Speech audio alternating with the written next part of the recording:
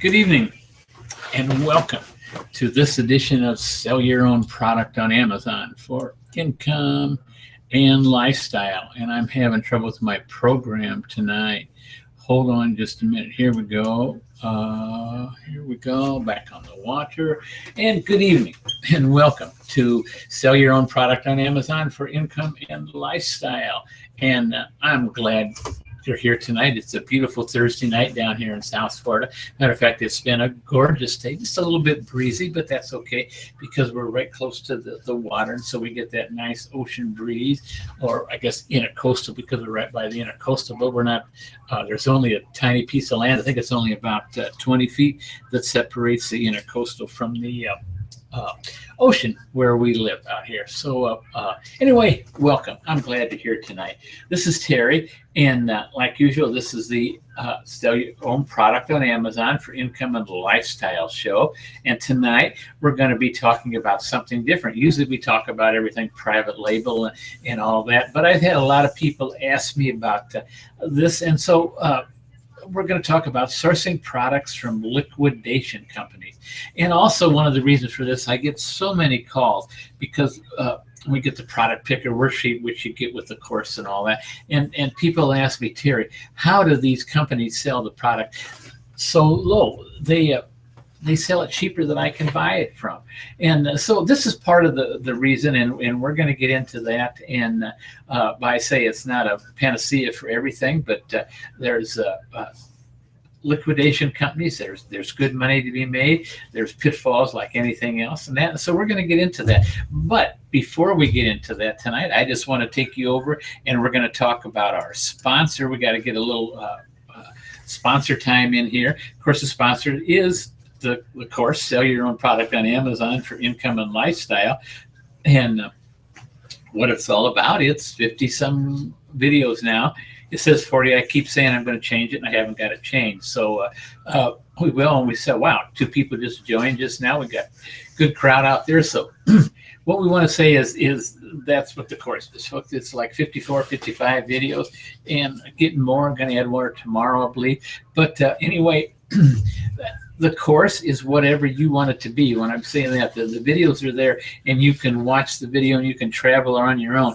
But also beside that, you get my cell phone number, and you get my email address, private email address for those in the course. And what it's all about is, man, I'm there to answer your questions. I'm there to help you list a product. I'm there to help you fill out some of the detailed stuff all the detailed stuff as far as that goes, over at Amazon. If you need help figuring out, if you can't figure out how to do a promotion, you can't figure out how to set this up and that, that's what I'm for. We'll take you, and we will hold you by the hand until you get going, till you get up and running. And then once you get running, man, I'm telling you, you're going to be running ahead of me because I'm getting to be kind of old. I'm 73, going to be 74 this year. And so once you get running and get going, and you get the 3, 4, or 5 products in there and everything like that, you probably don't need me to hold your hand. Probably a lot long before that. But whatever it is. But I'm sure there's new people going to be joining the course that want me to hold their hand. So what can I tell you? That's what we're all about. I've here daily, today I talked to one of the guys that's been in the course for 2 years, 3 years, something like that, and we still converse back and forth all the time. And sometimes it's got to the point now it's so much informational as it is a friend telling me how he's doing, and I'm asking questions about this and that because I learn from everybody's experience. And so that's what it's all about, and that's what the course is about. So I'm not going to bore you that, but I'm going to tell you, if you want to take your Amazon business to the next level, then I suggest my course. What can I tell you? I'm not, I say I'm not bold. I guess I am bold because I really think it'd be a benefit to you. We'll take you to the next level. We'll take you a couple levels up as far as that goes. We'll get you where you want to go. One of the first things we do is when you join the courses, we sit down and have a little talk, and we decide, what your goals are, where you're going, what's that, and so how I can help you. So with that being said, we're going to go back over here. We're going to go to the PowerPoint, and what can I tell you? I told you I'm having trouble with my my program here tonight. Hold on a minute there. No. Huh. Wow. Go back here at the beach. See, it was there, and then it went. I'm sorry. I might have to. Hmm. Oh, shoot. There's that, but that's. There we go. There we go. I'm sorry. I'm going to have to find out because I got a thing in here saying that I need Windows 7, and that's what I've got, and I don't put Windows 10 in there for the reason it won't. A lot of the things on some of the programs won't work with Windows 10, and that's the reason I haven't gone to Windows 10. The only reason, nothing against it or anything like that. But I'm going to have to take that in and check it out because I'm going to tell you something. I am not what you would call a computer when it comes to software. Well, software is the technical stuff as far as what makes it go and everything like that. I don't know. Don't pretend to, and not going to tell you that I do. So anyway, we're going to get on to that. Tonight we're going to talk about sourcing products from liquidation companies. Like I say, one of the reasons people ask me all the time, especially new people in the course, is as we're figuring out, Terry, how can these people sell that product for that? Look, they're selling bukus a day, but they're selling it. I can't even buy it for that. Well, that's right. And a lot of that is because we're talking about liquidation, and we're going to get into that tonight. And we're going to even talk about what we call gray hat liquidation. I think you're going to find really neat. Now, let me tell you something about this.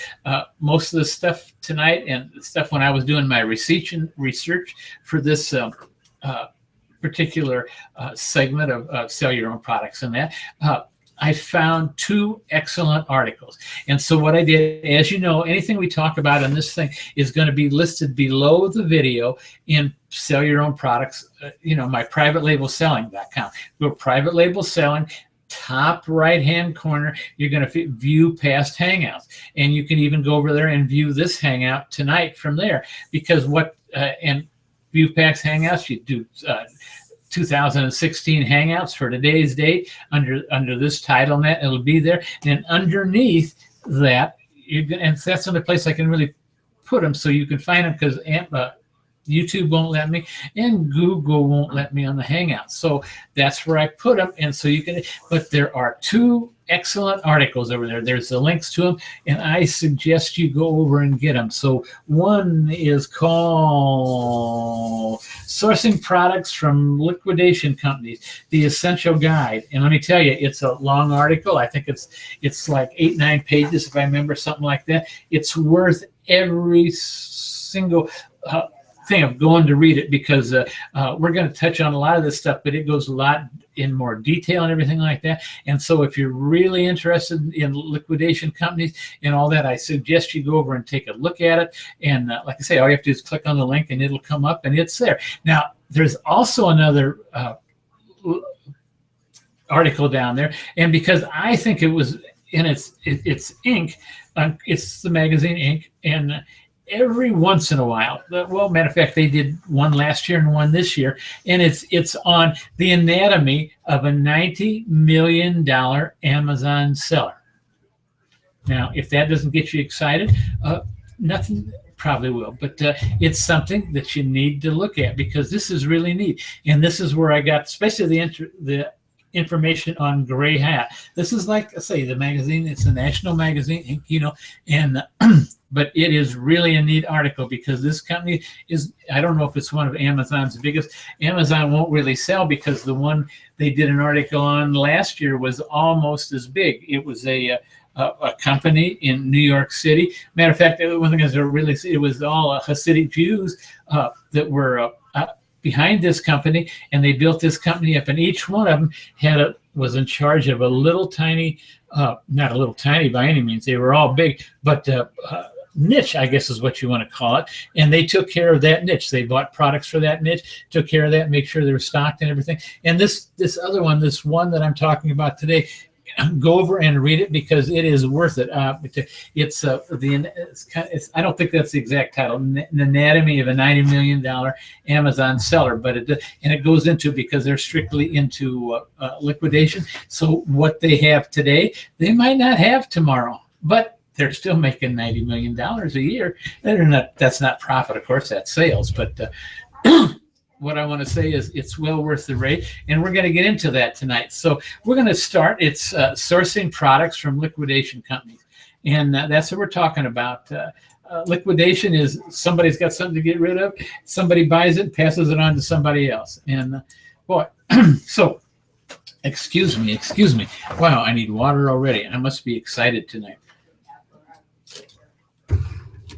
My wife always says when I get excited, I get loud and I drive her out. So I'll try to tone it down here a little bit so she can watch the news or whatever she's watching. Or she might have taken off. A lot of times she takes off when I do this, and I don't see her in there, so she must have done that. So I guess I don't have to worry about it. So with that being said, we're going to talk about what is liquidation merchandise. Well, basically, it's any new or used merchandise retailers don't want on their shelves anymore. It could be return goods. You know, you see, you go into some of these big box stores and stuff like that, and by return counter, you'll see these big bins. And as they take the stuff to get it in, they just throw it in the big bin. You know,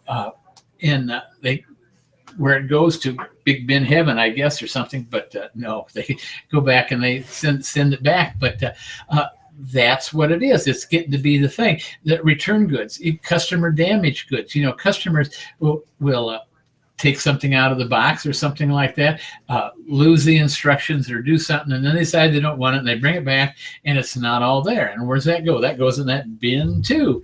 And then there's shelf pulls. Now, what's a shelf pull? That's something that a product that's been sitting on the shelf for quite a while. It could be 6 months, 8 months, where it is. The computer says that it's not paying for its space, so it goes. It's just simple. They take it off, put it in the same way bin, and send it back to the main headquarters, or what we call it. That's just simple things. That's where these things, they're shelf boards. Wear and tear in storage. You know, a lot of times especially when people come around with their carts and something like that, run into something, especially, you know, like a refrigerator or something, like they're sitting out there. Well, what are they going to do? They can sell to the scratch and dent, or they can send it back. And a lot of times they get sent back. So that's wear and tear in stores. Liberal return policies. Now, let me tell you about this right now. Most of the return policies of all the big stores anymore, almost all of them, I can't think of anybody that doesn't, but I'm sure there probably is, has this one return. If you don't like the product, you can bring it back. So, you know, and I worked in retail for a few years, and you hear some of the stories, people concoct to think they have to have a really good reason to bring back the merchandise, where all they've got to say is, if you want to bring back this merchandise, you say, my Uncle Harry's hair is blue. That's the only reason you need. In other words, what I'm trying to say is, most of the return policies now are to the point where if you don't like it, period, you can bring it back and we'll give you your money back. You know, it's almost unanimous. And so that's part of the reason, because of the liberal return policies, and people know it. They bring it home for a few days and they decide they don't like it, they take it back. So that's part of the culture. I don't know if I agree with it or disagree. I guess it doesn't make too much difference whether I do or anything anyway. But that's what liquidation merchandise is. It comes from a lot of different places. So where does this merchandise go? Well, it goes to a company redistribution. Company's got merchandise going back all the forth. They send the trailer out, and the trailer is going to bring something back. A lot of times it's return merchandise and that, and it goes to the redistribution center where they are sold by the load. And a load is 24 pallets of return merchandise. Or not only return, it could be like any of those reasons we said, but it's a load is 24 pallets of things, and so they make those up at the redistribution center, and they sell them or whatever they do with it. So who buys these products? Large liquidation products companies. Sometimes they'll buy 30 to 40 truckloads at a time. Can you imagine a lot of those pallets and everything like that? The stuff is just thrown on there, and it's not particularly any different ways. They're piled on there. They're strapped just so they can get it on a pallet and keep it there. They'll probably shrink wrap it, and heaven help the guy that cuts the shrink wrap and opens the whole pallet will probably fall on top of him. But that's the way they do it. So large liquidation companies buy these.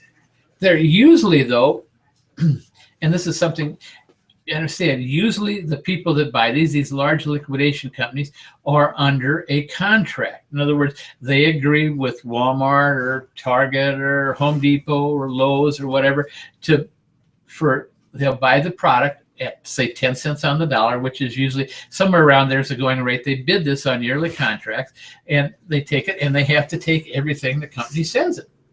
And sometimes the companies will send prepare a manifest. Some of the, I don't not say better run companies, but like Walmart, you don't even get a manifest. You don't know what it is. You get billed for it as so much a pallet, and they send you out and all that. But other companies will give you a manifest. They'll at least tell you what they think is on this. Now, remember, this is what do you want to call it? You're getting this, and this stuff is hurriedly put together. They want to get it out, and they get it out. And so probably if whatever you say on the manifest, you're not going to get 100% of it. Sometimes you might get 101%, and sometimes you might get 97%. But it averages out, and that's the way they do it, by the truckload. So like I say, the going price is somewhere around 10 cents on the dollar. Now, when I say that, don't get all excited here and jump up and down and think that you could spend $1,000 on this and you're going to get $90,000 back. It don't work that way, because there's a lot of expenses to the liquidation company to get this put together and all that. So but the thing I want to point out is usually on these contracts, you must take all the merchandise regardless of quality. And that's just part of it. Some of the stuff you're going to get is brand new. Other stuff might have been, used by the customer for 2 days and kind of trashed and all that. Whatever it is, whatever they take back, if you got the contract, you're going to get it for 10 cents on the dollar. So what can I tell you? So who buys the product? That's who we said buy it. So what do they do with the product? Well, a large liquidation company, usually what they do is they grade it. They categorize it, put it into different categories. Like they might put all kind of, say if they're doing clothing, all shoes in this one cart, or they might put all dresses in another cart, or notions or something like that. They categorize it, and then they group it into lots, and create a detailed manifest for the lot. What's a detailed manifest? Tells you exactly, you're going to get on this pallet, you're going to get exactly 64 combs, 202 brushes, tell you the bright and everything like that. And so that's a manifest. And they're going to tell you what's in the thing, and that's how they when they get. That's how a lot of times they price it. So, and what do they do with it? They sell it to small businesses. Business can come and buy it. If you're close to one of these restrictions, you can go in, you can buy a lot and cart it off, and it's all yours. Or there's a lot of smaller liquidation buyers buy it. And you can buy it. You can go there if you find out where there's one close to you or something like that. Watch it, and they'll have specials, or you talk to them, and you can go in there, and you'd be able to buy it. They're they want to sell it. That's what they bought it for, just to sell it. They want to make money at it, and they're going to make money at it. So no big thing. You can go there. So we go on. So that's the liquidation. Then we're going to get into gray hat here in a minute, but I hope you understand this. And when, like I say, when the thing I need to caution you about is, and one of the reasons I want you to go over and get that article over there on the website, privatelabelselling.com, look at past hangouts and go down to the day's hangout. You can actually watch the hangout there. And underneath it, there's two really good articles that I recommend you read, because they take this down to a fine point and tell you, and especially when we get into this gray hat, it really, if you hear the whole thing, I'm going to talk about part of it tonight, and we're going to go into that. But like I say, that's where it's the only place I can put all these links, because I put them in here. You don't have time, and some of these links are really long, especially that one like in Inc. Magazine. The one you're going to have for Inc. Magazine is a long URL and everything like that. I put it in here. You're not going to copy it down right and all that. So you go over to privatelabelselling.com. It's on the top right-hand corner. View past hangouts and tonight's hangout. You can go over there and watch it. Tomorrow, tonight it's going on live. Tomorrow, after I get it set up, it will be there. But you can go over it, like I say, in there, and the links are there to the 2 articles. And believe me, they're well worth going over and checking out and reading, because that one from Inc., I think you're just going to blow it. It's I call it the anatomy of a $90 million Amazon company. And that's all this company does. They buy closeouts, they buy gray hat stuff, white hat stuff, they buy whatever they can. If they can make a money on it, and they work on a margin of 3 to 6% per item.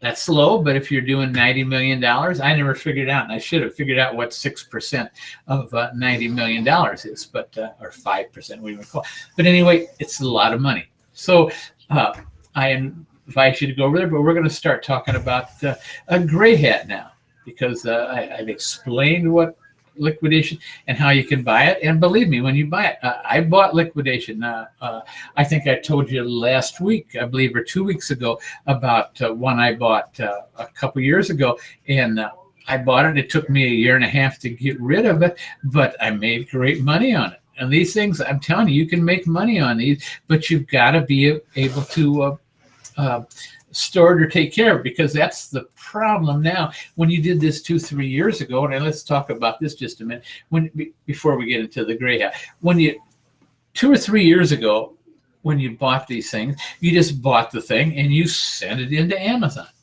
Well, the neat thing about that, Amazon became your warehouse. And Amazon wasn't charging it. But as of about a year and a half ago, 2 years ago, they came out with their long-term storage fee, and they came out with their short-term storage fee. And all the reason for that is to discourage people from using their warehouses as a general warehouse. Because when I'm talking about a lot, a lot could be something like 1,000 different not 1,000 units of this one product. Well, if it doesn't sell, what can I didn't bother to figure this, but what I'm trying to say is 1,000, and it takes them a year and a half to sell it, like it happened to me in a couple times. There was nothing wrong with that, because Amazon was the warehouse, and I wasn't costing me anything else. So what if it took me a year and a half to sell it? It was good money. I was making good money on it. I'd buy it for what, 10 cents on the dollar. Well, probably I bought it from there. So I buy it for 20 cents on the dollar, and I was selling it at regular retail because it was good merchandise. It was new merchandise in that. But sometimes on the lots I would buy, it'd take me a year and a half. Well, that was fine until Amazon started putting on the long-term and short-term storage fee. And now it's not so good. So to do this now and to do it right, you're either going to have to sell stuff that's up there like the number one, within the top 100, and it's really selling out. What I'm trying to say is you've got to be able to sell that lot within 6 months, so you don't get the short-term storage fee, or buy it and have a warehouse. And as product is sold, you send product in. It's just that simple. So you need to consider that. That's part of the cost of doing business, the cost of goods sold. That's part of it, is warehousing. And there's nothing, like I say, if you're paying 20 cents on the dollar and you're selling it still for the dollar, you can afford to pay some storage fees. What can I say? So with that being said, we're going to talk a little bit now about there's gray hat liquidation. And this you're not going to hear too much about. Matter of fact, I was surprised. I had hinted at it in this one article, like I say, in Inc. Go over and get the whole article. And I think the title of it is, like I say, it's the anatomy of a $90 million Amazon company. And that's all this company does. They don't do just all gray house. They do a lot of liquidation. But you'll see how this fits in here, because they do nothing but stuff they can make money on. If they can't, this company I'm talking about, if they can't control the buy box, they won't buy it. They work on a margin of 3 to 6%, and sometimes, sometimes it'll be greater than that when they get into the gray hat and stuff like that. But they don't. But they guarantee, I mean, that's part of the deal. They have to control the buy box, or they're not going to send the product in or not buy the product in the first place. They have to be able to do the buy box. So, and that's why a lot of times they're selling it cheaper than you can buy it. In other words, sometimes you would be better off to go and buy that thing, wait for a couple months till they're out of it, because they're going to be out for long, because they're not going to be, they can't sustain that price, so they'll be out of it, and then go back in and sell it at regular retail. That's up to you, but you'd have to figure the numbers. I'm not doing it right now, but it'd be case by case. But so what is gray hat? Excuse me just a minute. That water tastes good. There's my wife. She's back there. I thought she was gone, so I just heard her. All right. Certain times of the year, every corporation goes through this, big corporations. And tonight, if you don't mind, I'm just going to use an example of let's take Campbell's soup. Okay? Now, first of all, let me say that this is not a true story. This is just a thing so you understand. I'm trying to bring it down to a level where we can understand it and you can understand what's going on. But Campbell Soups has got these factories, and they've got one factory probably that makes chicken noodle soup. I'm going to use chicken noodle soup for an example. Now, Campbell Soup sells a ton of chicken noodle soup in the United States and over the world too, as far as that goes. A ton. I mean, they sell can after can. How many cans a day are bought of just nothing but chicken noodle soup? But the problem is, chicken noodle soup sometimes in the summertime doesn't sell as good as it does in the wintertime or stuff. But Campbell's has got this factory that makes chicken noodle soup. So if Campbell's if they want to keep their factory open, they have to keep making chicken noodle soup. They can't very well go ahead and start making, I don't know, clam chowder or something like that without retooling and shutting the factory down. So they don't do it. What they do is, even though they don't really need it to keep the factory, it might be 2-3 weeks worth or something like that, they will run that soup. All right, so what happens? They have got excess inventory of the chicken noodle soup and stuff they know that they can't put on. If they dump it on the market, it's going to drive the prices down, and they don't want to do that. So what do? They figure out we've got to do something with that. So let me click on here. What do you do with the exit? You can't dump it on the market. And wholesalers would be mad if you'd ruin their par point. If you don't know what par is a lot of manufacturers, wholesalers have what they call par on their product. It means that's a price that you, as a retailer, if you want to buy from them, are not supposed to sell your product lower from that. That's par. In other words, what it usually is if they sell it to you for 50 cents, par is $1. And if you sell it below $1, you're and I'm sure that doesn't quite work with Campbell Soup, but a lot of companies are that. If you buy something for $100, a par would be $200, and you're not supposed to sell it for less than that. And they get mad and they get excited and they get really bent out of shape what to say. If you do, and they'll come against you and they'll say, hey, we're just not going to sell to you, because they want to keep the price of their product at a reasonable price so people can make money. Now, this is it's not price fixing or anything. It's just all over. And if you want to buy from their wholesale companies, or their wholesale companies want to buy from, they've got to keep that. But they're allowed to make deals and all that, but they want to keep the price at par. So well, that's a lot trying to explain this little tiny point. So basically what I'm trying to say is they've got all this excess chicken noodle soup, and they can't dump it on the U.S. market because people would start selling it below par, and then that would cause all kind of problems, and their distribution change, because some people will get it, some people won't. So they have to get rid of it. When I say get rid of it, they have to do something. So what they usually come up with is they dump it. When I say dump it, they sell it to a distributor or a wholesaler in virgin territory. What's virgin territory? That's a company or a place where Campbell Soup is not very I wouldn't say it's not, maybe they've never heard of it or something. That's what I mean by virgin. They've never heard of it. With camels, that'd be kind of impossible, I think. But some products would. You understand what I'm saying? It's a new territory. In other words, where they would be willing to spend money in advertising and everything else if they went into this new territory to get the people to try this great Campbell's soup, Campbell's chicken noodle soup. So they do that because they know for once they can deduct all the price of that advertising and all that. That's all deductible, and they get rid of the product. They get rid of all this excess inventory. They've got their regular inventory, and they can keep the price up the way it went, and they're all set. And so it's problem solved. So you can see my little guy down there. That's the manager of the Campbell's plant. He's waving goodbye to the chicken noodle soup as it goes off to that ship. And let's say it's going to Malta. I don't know if Malta doesn't have chicken noodle soup or not. This is just an example. So they do that.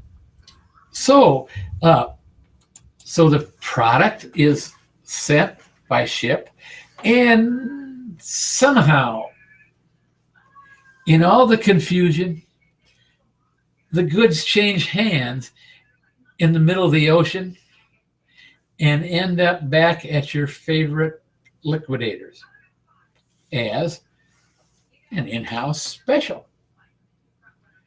And all of a sudden, people in the United States are buying chicken noodle soup below par, and they're starting to par. And Campbell's gets really mad about it, and they turn and get their lawyers and all this and go on to sign out that there's really not too much they can do about it, because the people that bought the stuff over in Malta have a right to sell it to whoever they want.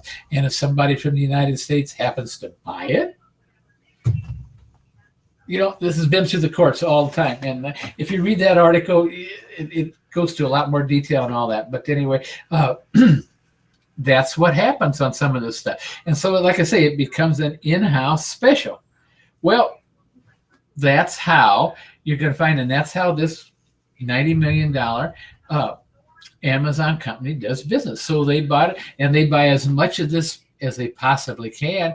They put it on Amazon below par, below what anybody else, any of their other things can sell it for, because they bought it at this special price. And so what? Maybe they can only maybe that would only amount to a 2-month supply, or so what? That's what this company does. They buy this products like that. It's Campbell's chicken noodle soup, and so they're selling 2,000, 3,000 cans a day until it runs out, and then they cut that listing and put the next product they got, and they'll put the next product whenever they get it. You understand what I'm saying? But they've always got products. They've always got that. If you look at their company listing there, it's loaded all the time with all these different products, and most of them, like I say, this company, you're not going to find too many of their products that aren't number one in the buy box. It's just that simple. It's just that simple. That's the way they operate, and that's part of the reason, a lot of the reason why they can operate that way. So what can I say? That's what it is. It's an in-house special on the Liquidator. And so with that being said, I'm going to go over here. And we're going to took the prize. We're going to go over here. You want to go to the beach? Let's go to the beach. I like the beach. I feel comfortable back there because I can see it. There's that's just a couple feet from the house. It's not quite that far, but it's neat. And so what can I say? So we're here tonight, and that's kind of sourcing products from liquidation companies. That's all in a nutshell, and it's not. I didn't mean it to be a course or anything like a course, but it's to get some idea. And if you're interested in liquidation suppliers or something like that, there is a ton of places out there that I used to buy, and I apologize. I was going to look it up and I didn't. I from a guy by the name of Bob Bullard, Made You Buy List. I bought a lot of stuff from him. Good man, good honest guy, and they will also, especially Or you can buy the lot from him, and then he will actually take the lot and prepare it and send it to Amazon for you. He will take it, and if it's something that needs to have a FSQ label, he'll put it on, he'll bag it, he'll box it, he'll send it right in wherever, you fill out the inventory thing, and wherever again Amazon tells you to send it, you send it to Bob, and they stick it on and they'll send it in. Now, they're not the only one doing that. There's a lot, and maybe I should have looked it up, but I hate, because I know Bob, and like I say, that's a good company. I know that Jim Cochran has got, and this is another thing that they have, that not only do they have these companies, but they have groups, and Jim Cochran has got one where it's a buying group where so many people gather together. They got their money in, and what they'll do is because let's face it, not everybody can deal with a lot of, say, 2,000, I don't know, cigarette lighters or something like that, whatever they're going to sell or something like that. So what this company does, these groups do, they'll buy it and they'll split it into smaller packages for their members. And so they'll maybe put 200 of this object and thing, and then sell it out to the members. Or sometimes the members will go and they get a great deal on 10,000 units of I don't know, pork and beans or whatever. It doesn't make any difference. And they know that through their supply channels, they can only get rid of so much. So what they put it up there to the club members, and the other club members, some of them will buy it. So they got, and so that's neat. It's kind of like a buying club where they work together and support each other. And that's fantastic. There's things like, say, Jim Cochran's got it. I don't know if the group is open now. Don't really know, but Jim's got one. They're all over the place. There's places like 88lots.com, and I think it's miamilots.com for different things. And the 88 lots, they do the same thing. They buy in bulk, and they come out with a list of new lots they've got every day. What's in the lot, what you can buy it for, and all that. I'd say 88 lots, from what I've seen, tends to be a little on the high side, but that's and you check it out for yourself, because I could be wrong. And like I say, a lot of these lots, when it's new merchandise, and if you've got the room to store it, where it's not costing you a lot to store or stuff like that, you buy these lots, and as they sell, you send them in. It's not that complicated, and it's not that much work and everything like that. And you've got a nice, steady source of income. And especially if you've got a bunch of cash, and when you're only getting, what are you getting, 1% at the bank? That's not even worth putting the money in the bank for. When you can buy some of these lots and you can make 30% a year or something like that, all you have to do, you buy the thing and find a place to store it, and then as you're running out, you send it back, send it more into Amazon. It's really simple, and it's the thing about it is it's just like private label. You can set that in your Amazon inventory. You can set up for when you want Amazon to tell you to send more in. It's not rocket science. It's real simple to do. You set it up. Amazon sends you a notice saying, "Hey Terry, you're close. You need to send more inventory, and you're to a point where you want to send inventory." So all you do is then you go out to the garage or wherever you got it stored, fix a shipping, set up an order to send it into Amazon. I get tongue-tied. I'm sorry. And then Amazon tells you where to send it. You print the labels out. Go on, put them on the boxes because they're already there, and you send it to the 3 FBA places Amazon wants, and that's all there is to it. It's not rocket science, and it's pretty darn neat, and it's pretty close. It's a little bit more work than private label, by the fact that you have to have 2 or 3 and keep it separate and all that. But it's not a bad living. It's not a thing, and we can help you with that if you. Through the course in that, but it's up to you. But that's just an overview of the things. And I forgot to turn on the question and answer, the chat box, and I'm sorry. So if anybody, I will put a thing in there. I'll put it, hello, everyone. There, I put it in there. Hello, everyone. That's me. Put it in there. So anybody wants to answer me any questions or anything, I'd be glad to answer them. What can I tell you? That's what we're here for. And hope you got something out of that tonight. It was kind of different. And for me, because we sit here and we talk about private label all the time, and private label just comes off the top of my head. And for this one here, I did have to do a little bit of research. Like, for one thing, I did not realize that 24 pallets make a load. To me, that was something I'll probably never remember, because that I will remember because if you're going to buy liquidation, that's important. That 24 pallets is what is a semi-trailer load. That's a load. And to me, that's interesting information and stuff I like. And so I had a lot of fun. And especially, like I say, go over and get that article on the anatomy of a $90 million Amazon seller. Oh man, I'm going to tell you, for one thing that I got out of it, the pressure on those guys is great. And they're building a new warehouse now. They've got one, and they send out, what is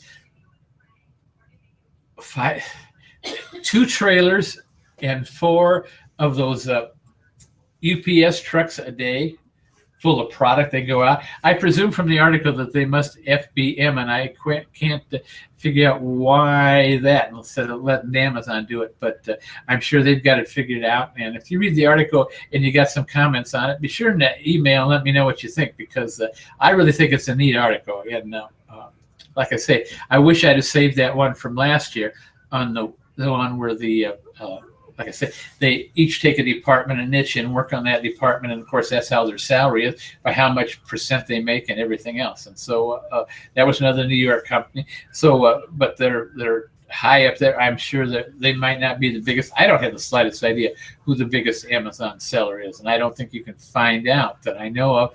I've never heard it mentioned, but it doesn't make any difference. But I've got some things, guys. Come on, and you're welcome to answer me some questions. I would love to answer any questions. I appreciate you for being with me tonight. Like I say, I really enjoyed this because it was, well, I enjoyed the private label, don't get me wrong. But like I say, I could sit there on the private label and it just kind of comes off my head. And I've done some of this sourcing, like I told you about the ones that I had this child's game, and I learned some, and some of the other lots that I bought. Like I say, I've usually bought them from Major. My list is Bob Bullard. Heck of a guy. What can I tell you? And I think he's got a couple other partners now, or they're doing something. They're doing something, and I really haven't caught up with it, and I didn't have time to check back to today, or as I'm getting ready for this. This has been kind of a busy week. I've been busy, and we've had a lot of stuff going on around here. Of course, Easter last weekend was Easter, and so the kids were all here, and basically we got to see them all. Had a lot of fun, and you know, for Monday I probably kind of had grandkid withdrawal, or what do you want to call it, because I love to see my grandkids come around. That's my heritage. What can I tell you guys? And my quiver was full. My wife and I, we had 8 kids, and so when they all get together, unfortunately they are kind of all spread out now. We don't get together that often. Not near as much as I would like, but the group that was around here got together, and we're going to go this summer. We're going to take some time off, go up to Tennessee. We've got a cabin rented, and some of the other ones are going to come, and we're going to see those. And then I got a son that just moved to Arizona, and so I'm going to go out and see him. What can I tell you? We've got different things. I don't know if you noticed or not. When we moved into this. We sold the big house and all that, kind of downsized and moved in. And my wife's mother lives with us. She's 93, so she can get by day to day. But I mean, somebody's pretty much got to be here with her. So I think I'll probably go out and see Shannon out in Arizona, and we're both going to go to the cabin in Tennessee, so I don't know what we're going to do then. We're working on it. We'll find something, and probably somebody come and stay with us, or have her go someplace for a week or so. But anyway, we're going to get it worked out, and that's kind of thing. So I see, and I've got that open. I don't want to sit here and talk forever.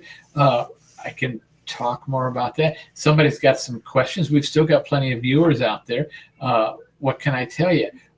If you want to ask me a question about private label, go ahead. I'm open tonight. I'll answer anything you've. If I know it, I'll tell you. If I don't, I'll tell you about it. Take your name, and I will get back to you. Say I am not the. I want to say I'm not an expert. Well, I am an expert on private label, and that's what I teach, and I know it. But there's still some stuff that somebody can answer me that I'm not going to know. If I don't know it, I'll tell you about it, and I'll get the answer, and we'll get back to you. So what can I tell you? I'm up in there, and we've still got a few minutes to go. So if anybody's in the chat would like to ask me a question or something, be glad to answer it. Otherwise, I'm not going to sit here and just keep talking and talking, even though I do it. What can I tell you? What can I tell you? I'm available. That's what I'm here for. So with that being said, I know what. Gosh darn it. Hold on. I did have something else today. I want to talk to you about it. And I haven't had time yet. We're going to do there's a new company out there called My Real Karma. I don't know if you heard about it. It's a reputation-based wholesale market. It's only accessible to verified online sellers with good customer feedback. And what My Real Karma is, and I don't want to get into a lot about it, but tell you it's worth checking in, because if you sell in multiple things, say if you sell Amazon, you sell eBay, you sell Etsy, different places like that, what if you could take, right now, if you get reviews, really good reviews on Amazon, you can't take it over and put it on eBay. You can't take it over to put it on Etsy, or if you get a good one from Etsy, you can't put it on Amazon and all that. So basically what you get, you've got maybe a lot of reviews, but you've only got a few here and a few there and a few there. And what that does, this My Real Karma, is they create a seller profile on you, on all the stores. So when you go and as a customer, go in and you're looking for it, they can show you all the seller's profile and all the reviews on that product, and which is fantastic, which will help. Because I'm going to tell you something. You can say what you want, and those reviews, that's social proof, are,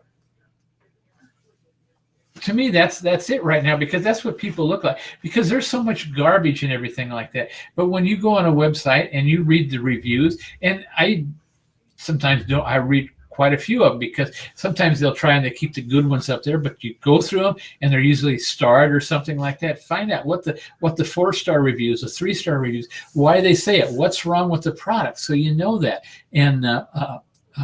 And that's what My Real Karma does. They put all this together to your advantage. So when somebody clicks on your thing, you can see, oh man, look at all those reviews, and this is a good company to buy from. They stand behind their product. They take care of their customer and everything else. So like I say, I'm not going to talk a lot about My Real Karma tonight. We're going to do a review on Karma. It's on the thing. I hope we get to it. I was going to try and get to it this week, and just didn't have time. So we're going to talk. Hopefully we'll get to it tomorrow, not tomorrow, but next week, and we'll get that review up there in this thing. It's one of those companies that I don't make an affiliate commission for or anything else, but I just put it up there, and I'm going to write the review, because I really think it's something that a lot of my customers and a lot of the people doing private label, because we're always looking for a place to promote our business, make our business better, show those reviews off. There's a lot of different reasons, and like I say, I'm losing out of a lot of stuff like that. I've got all of the fact sheets here, and like I say, we're going to write a review, and That's what it's about. So if you want to, it's myrealkarma.com. You can go over and check them out. And my suggestion is you sign up for it. It's if you got multiple stores, multiple places where you're selling your product, I really honestly think it's something you shouldn't do without. It's just that simple. Like I say, there's no affiliate link or anything like that. It's just myrealkarma.com. And the guy, and I keep forgetting his name. It is, shoot, I don't have it down here, something like that. He promised me a cup of coffee if I, because he called back. We talked back and forth and all that, and I said, "Well, here's what I think we'll do. We'll do a review on it, and then we'll put it in our tools section and all that." And he kind of said, "Oh, great, that's great. What do I owe you?" And I said, "Well, a cup of coffee. I like mine black, you know." So what can I say? We're doing that, and wow, it's 8:52. It's all my. Nobody's asking me any questions, so I think we're going to. And one more thing I was going to talk to you today. I got a notice. Where did I put it? Maybe I didn't print it out. I got a notice from Amazon today that they extended some time. Matter of fact, they're giving you a whole month's leniency for those people that were caught with short-term storage fees. So I'm sure you would take advantage of it. It's a grace period. Believe me, some of those at least some of mine have been pretty hefty amounts, $1,500–$1,600. And so they give you a chance to not have to pay that and get out if you're caught with that. So why they're doing that, I can't quite figure out, because that's unbecoming of Amazon, to say the least. But what can I say? So if that's you, check it out. If not, give me a call, and I'll be glad to, or send me an email, and I'll be glad to send you the notice from Amazon. But with that being said, what can I tell you? It's been a great week. It was a good Easter. We had a good Easter celebration. Celebrate Jesus and him coming, back. And so what can I tell you? I had a good time tonight. Hope you did too. And with that, I'm going to see you on the next broadcast, which will be